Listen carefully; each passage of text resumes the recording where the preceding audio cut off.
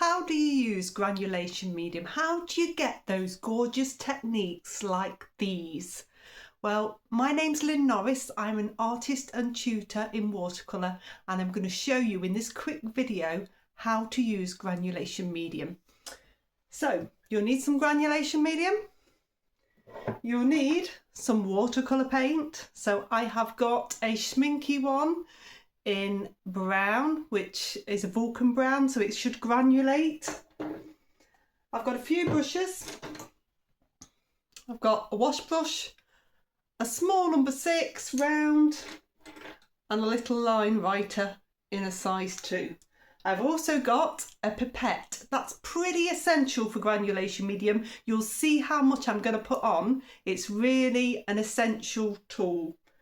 You'll also need tons of either kitchen roll or toilet paper or tissue or cloth, because you're going to agitate the surface, and that will mean that it will run everywhere. Okay, so we're looking down on the paper now, and I'm going to get some paint onto the palette. So I'm just using this one colour. This question came, I saw it up on Facebook, and I thought I can answer that question really quickly and easily by doing a little bit of a tutorial. If you've got other questions, let me know. Pop them in the comments and I will answer them for you step by step.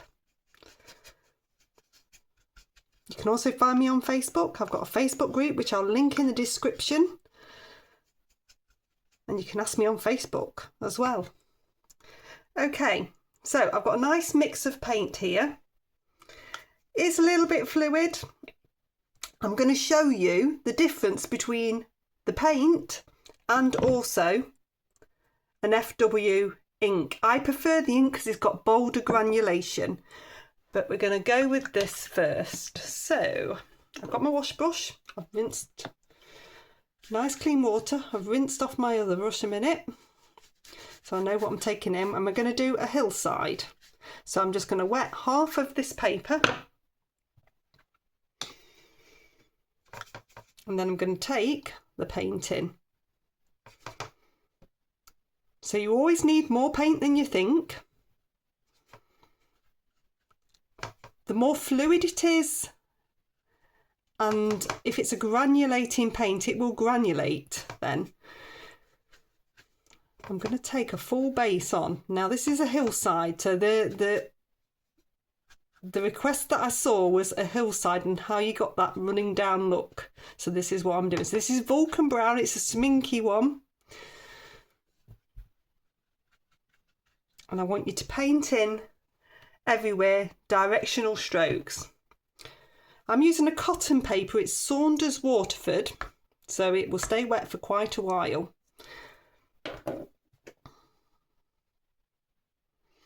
I'm going to come in with some neat paint as well, because that's going to add to the effect. The difference between the paint and the ink is the granulation on the paint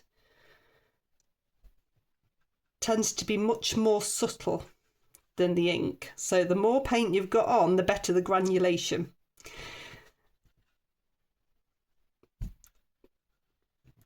So I'm taking a few extra bits on.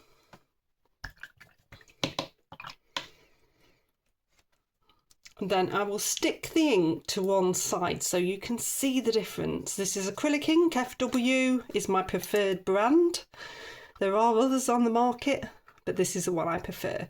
So I'm going to stick in a nice big lump here of the acrylic ink so you can see the difference. So I've got a nice wet surface. Now I pick up my pipette. I've got a Winsor & Newton granulation medium. Other mediums can be found.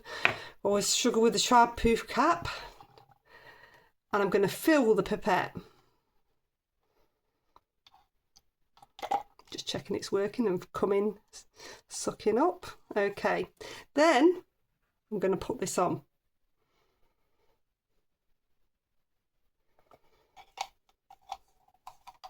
So quite a lot went onto that. It's quite puddly. I'm then going to get copious amounts of tissue ready, because it will run. And then what you're going to do is agitate the surface. Now you can see straight away what's happening with the ink. That is very quickly granulated, and you have to keep sending the medium through up and down. You can send more medium as well, so I'm just going to take that lump off there. I'm going to let it run. So a board or something to hold this is pretty essential. So can you see that running? That granulation medium's coming through. I'm going to hold it at that angle because that's the angle that the question was asked about. And then I'm going to pop more in and watch it run. So this is pipette. You could do this off a brush, but the pipette works better. The more you put in, the more it runs.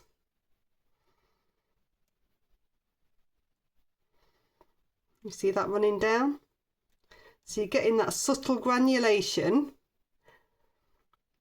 but you get much more with the ink.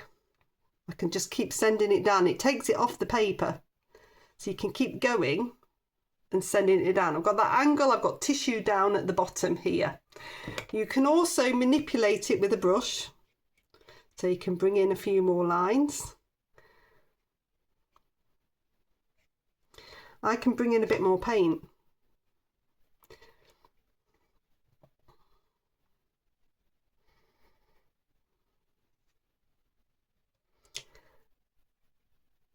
I do tend to prefer the ink because I like the boldness rather than the subtleness of the granulation of the paint. I would think a Daniel Smith would granulate a little bit more if you've got a granulation one there, because they do tend to. So you can take in more paint. This is all still lovely and wet. I can take in more paint like this. It's that agitation on the surface that you need for the granulation. So there's already granulation there, there's already streaks there, but I can add more. So I can keep going.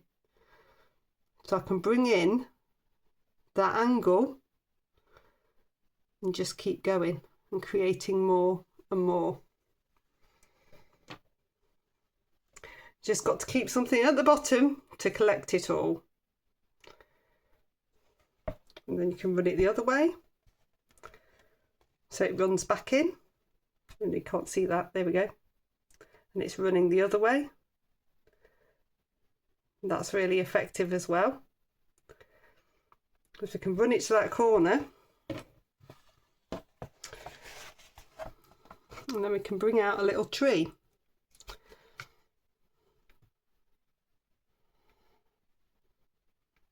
So this is my little line writer.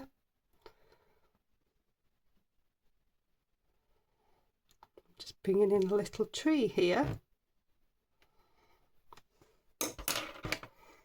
The flat of my number 6. So I'm holding it like this. I can come in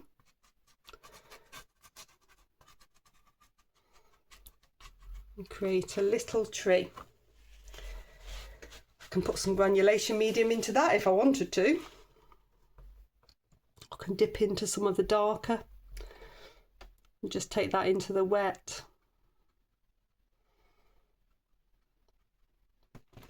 Of the paint. So I'll dry that one off and you can see the full effect. So there we go then. Simple, subtle technique.